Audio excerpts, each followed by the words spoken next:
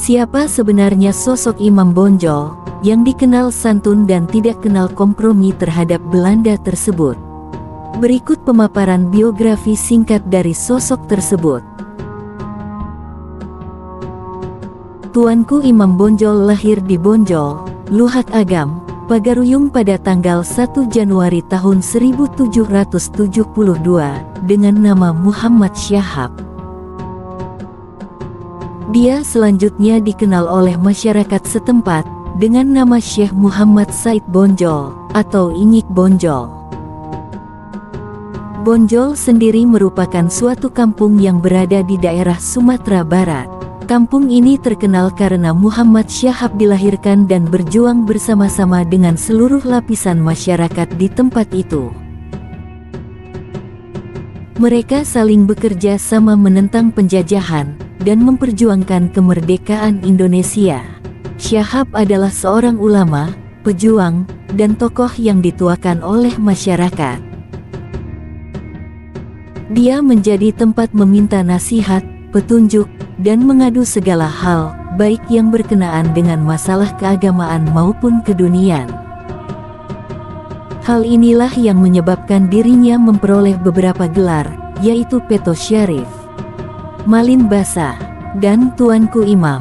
Sebagai salah seorang pemimpin dari Harimau Nan Salapan, Tuanku Nan Renceh dari Kamang, Agam menunjuknya sebagai imam atau pemimpin bagi kaum Padri di Bonjol.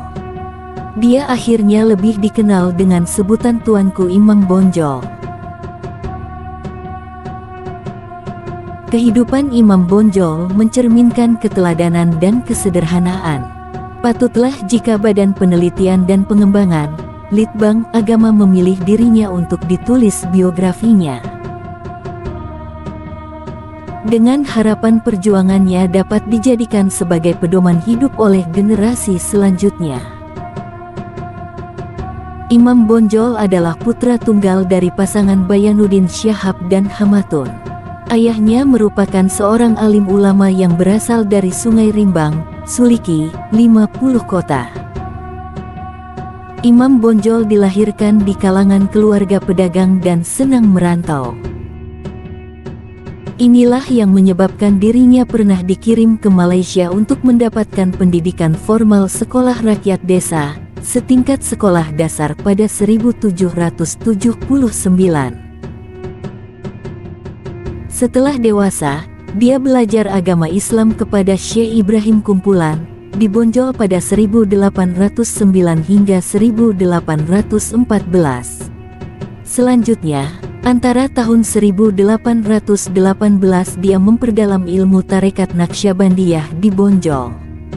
Dia juga tertarik mempelajari budi bahasa yang luhur, tingkah laku, dan kearifan. Dia mempunyai beberapa orang istri, tetapi hanya satu yang mendampinginya hingga meninggal, yaitu Hajah Solehah. Melalui pernikahannya dengan Solehah, dia dikaruniai 10 orang anak, yaitu 5 orang anak laki-laki dan 5 orang anak perempuan. Anak-anaknya adalah Hasan, Hashim, Harun al-Rashid, Syahruddin, Jusnah, Sawajir, Hasanah, Rofiah, Kholidi, dan Nurbaiti. Kebiasaan Imam Bonjol yang patut untuk dicontoh adalah sebagai berikut. 1. Terbiasa tidur di masjid, tetapi hampir 2/3 dari waktunya dihabiskan untuk beribadah dan mengajar. 2. Selalu mengenakan jubah dan serban putih. 3. Sering mengurangi waktu tidur pada malam hari untuk berkholwat. 4. Memakan dengan lauk sederhana. 5. Setiap orang yang datang kepadanya dilayani dengan baik, tanpa membedakan siapapun. Di sisi lain, Imam Bonjol mempunyai keahlian di bidang ilmu tasawuf dan ilmu fikih. Selain itu, dia juga mempunyai keahlian di bidang pengobatan tradisional. Dia dikenal di kalangan masyarakat mampu menyembuhkan berbagai penyakit yang sering dikatakan misterius.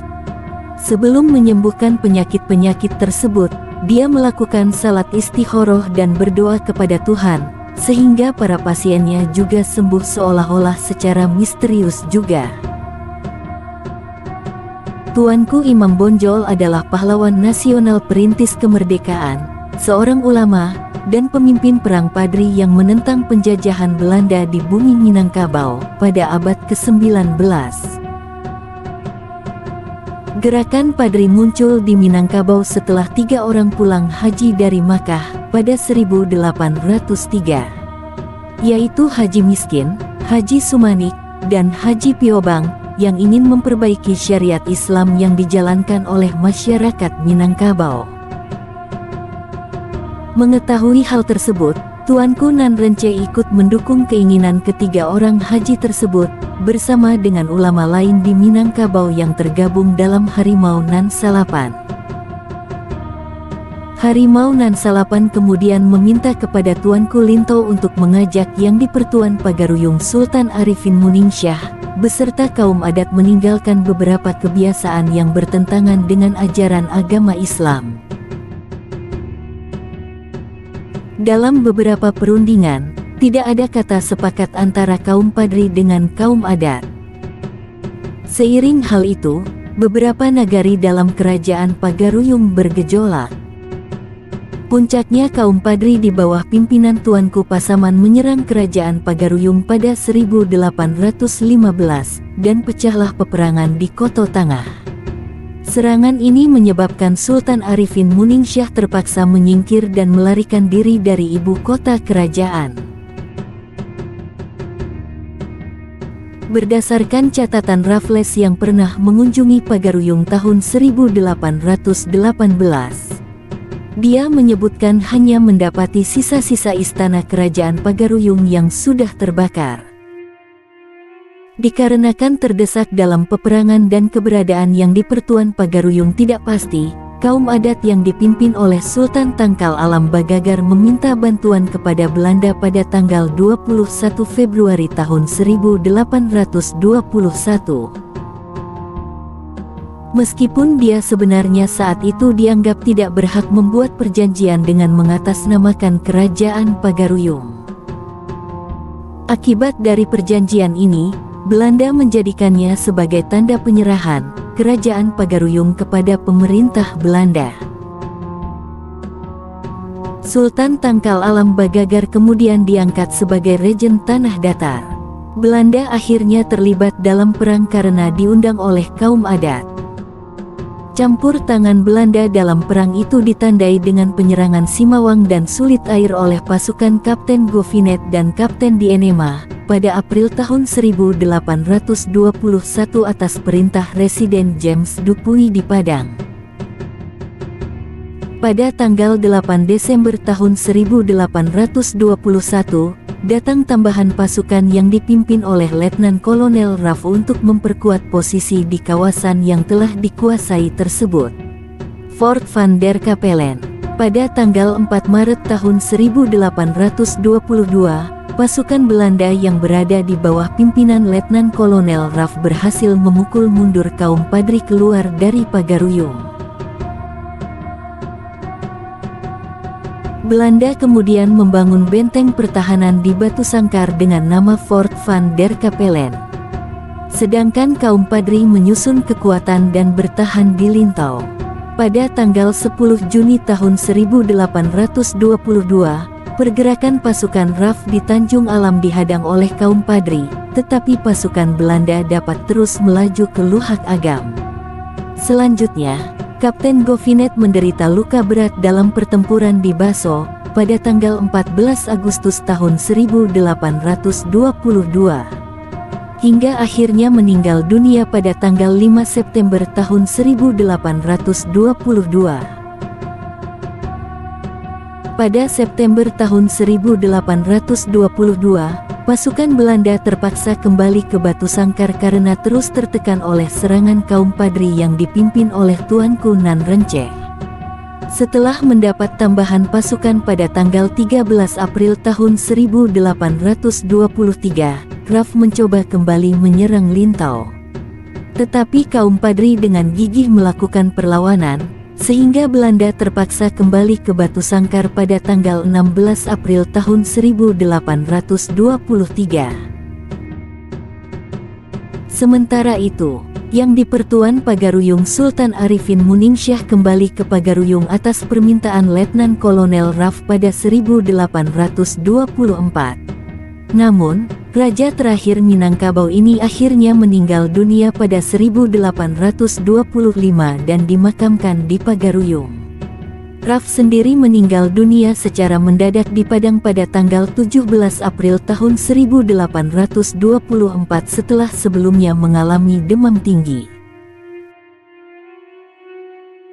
Pada September tahun 1824, pasukan Belanda di bawah pimpinan Mayor Frans Laemlin telah berhasil menguasai beberapa kawasan di Luhak Agam, yaitu Koto Tuo dan Ampang Gadang.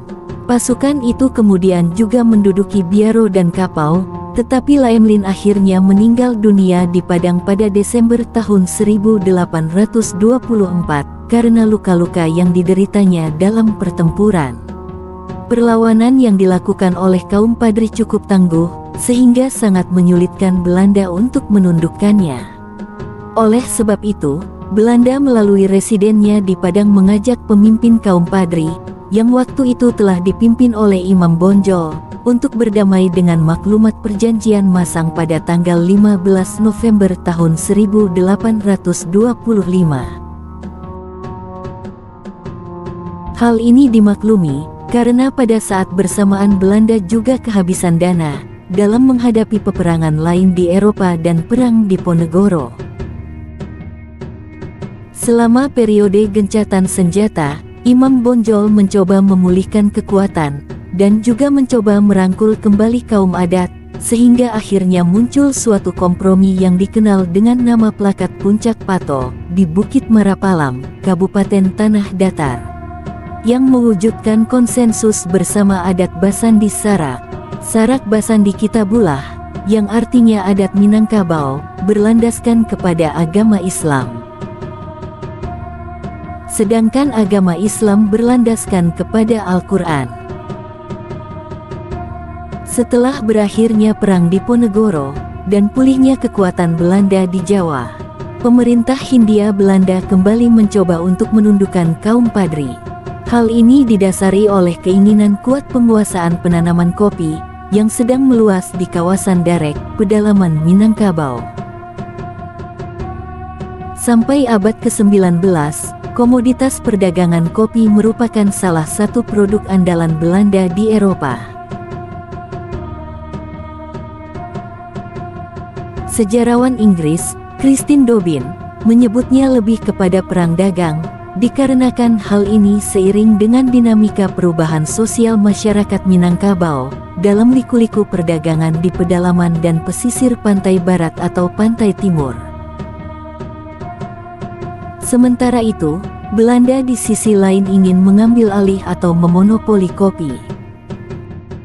Belanda kemudian melemahkan kekuatan lawan, dengan melanggar perjanjian yang telah dibuat sebelumnya. Mereka menyerang Nagari Pandai Sikek, salah satu kawasan yang mampu memproduksi mesiu dan senjata api. Pasukan Belanda kemudian membangun benteng di Bukit Tinggi, yang dikenal dengan nama Fort de Kock, untuk memperkuat kedudukannya. Sejak tahun 1833, mulai muncul kompromi perlawanan bersama di pihak lain, antara kaum adat dan kaum Padri. Pada tanggal 11 Januari tahun 1833, beberapa kubu pertahanan dari garnisun Belanda diserang secara mendadak, sehingga membuat keadaan menjadi kacau. Disebutkan ada sekitar 139 orang tentara Eropa dan ratusan tentara pribumi terbunuh. Sultan Tangkal Alam Bagagar yang sebelumnya ditunjuk oleh Belanda sebagai Raja Tanah Datar, ditangkap oleh pasukan Letnan Kolonel Elout pada tanggal 2 Mei tahun 1833 di Batu Sangkar atas tuduhan pengkhianatan. Belanda kemudian mengasingkannya ke Batavia, meskipun dia menyangkal keterlibatannya dalam penyerangan beberapa pos Belanda. Pemerintah Hindia Belanda di sini tidak mau mengambil risiko untuk menolak laporan dari para perwiranya. Kedudukan Regen Tanah Datar kemudian diberikan kepada Tuan Gadang di Batipu. Menyadari hal itu, Belanda bukan hanya menghadapi kaum Padri saja, tetapi masyarakat Minangkabau secara keseluruhan. Pemerintah Hindia Belanda lantas mengeluarkan pengumuman yang disebut Plakat Panjang pada 1833. Isinya berupa pernyataan bahwa kedatangan Belanda ke Minangkabau tidaklah bermaksud untuk menguasai negeri tersebut. Mereka hanya datang untuk berdagang dan menjaga keamanan. Penduduk Minangkabau akan tetap diperintah oleh para penghulu mereka dan tidak pula diharuskan membayar pajak. Pemerintah Hindia Belanda juga berdalih bahwa kedatangan pasukannya untuk menjaga keamanan, membuat jalan, membuka sekolah, dan sebagainya memerlukan biaya. Inilah yang membuat penduduk diwajibkan menanam kopi, dan harus menjualnya kepada Belanda. Namun, hal itu tidak dihiraukan oleh kaum Padri dan masyarakat Minangkabau. Kegagalan penaklukan itu benar-benar memukul kebijaksanaan Gubernur Jenderal Hindia Belanda di Batavia, yang waktu itu dipegang oleh Dominic Jacques de Arends. Dia kemudian mengirimkan seorang panglima perangnya yang bernama Mayor Jenderal Cocius pada awal tahun 1837 untuk memimpin langsung serangan besar-besaran ke Benteng Bonjol. Cocius merupakan seorang perwira tinggi Belanda yang memiliki keahlian dalam strategi perang benteng stelsel. Selanjutnya, Belanda dengan intensif mengepung Bonjol dari segala jurusan selama sekitar 6 bulan 16 Maret 17 Agustus tahun 1837 dipimpin oleh jenderal dan beberapa perwira. Pasukan gabungan ini sebagian besar terdiri atas berbagai suku, seperti Jawa, Madura, Bugis, dan Ambon. Terdapat 148 perwira Eropa, 36 perwira pribumi, 1.103 tentara Eropa, dan 4.130 tentara pribumi, termasuk di dalamnya Sumenap Sehulpeterupen Hieronder Begrepen, pasukan pembantu Sumenap alias Madura.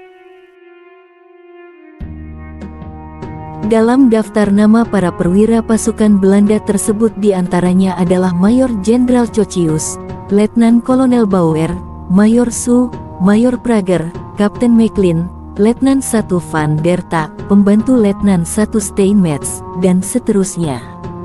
Ada juga nama Inlense, pribumi seperti Kapiten Noto Prawiro, Inlense Luitenan Prawiro di Logo, Karto Wongso Wiro Rejo, Prawiro Sentiko, Prawiro Broto, Mertopuro, dan lain-lainnya.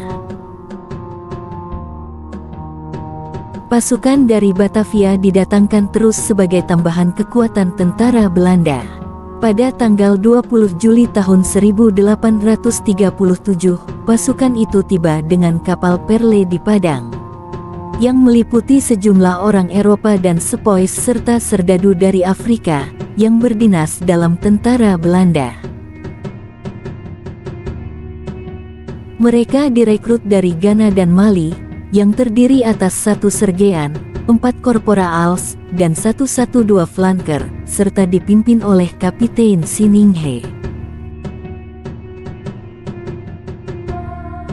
Serangan yang bergelombang serta bertubi-tubi dilancarkan oleh pasukan artileri, yang bersenjatakan meriam-meriam besar selama kurang lebih 6 bulan lamanya.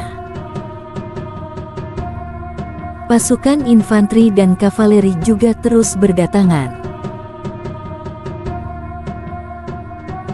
Pada tanggal 3 Agustus tahun 1837, pasukan Belanda yang dipimpin oleh Letnan Kolonel Michiels sebagai komandan lapangan terdepan mulai sedikit demi sedikit menguasai keadaan.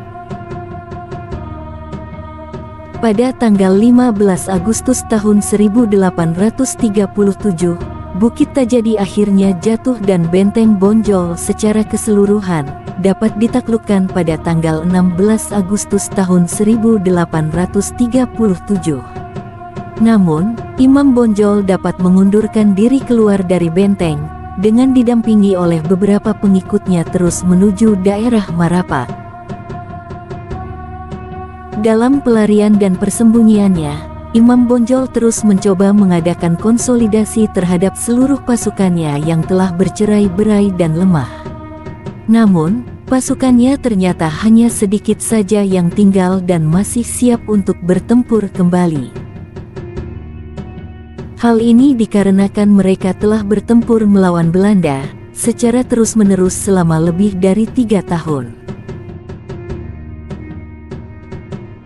Imam Bonjol akhirnya menyerah kepada Belanda pada Oktober tahun 1837 dengan kesepakatan bahwa anaknya yang ikut bertempur, Nali Sutan Caniago, diangkat sebagai pejabat kolonial Belanda.